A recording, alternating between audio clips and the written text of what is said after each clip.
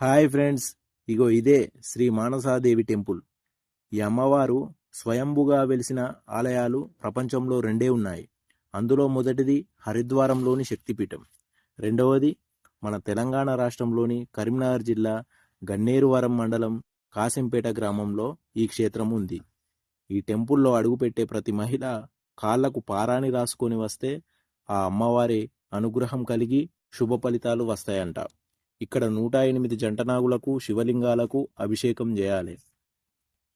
సంతానం లేని వారికైనా, వివాహం కాని వారికైనా భక్తితో ఒకే ఒక్క ముడుపు కడితే చాలు, కోరిన కోరికలు తీరుస్తుందట ఈ తల్లి.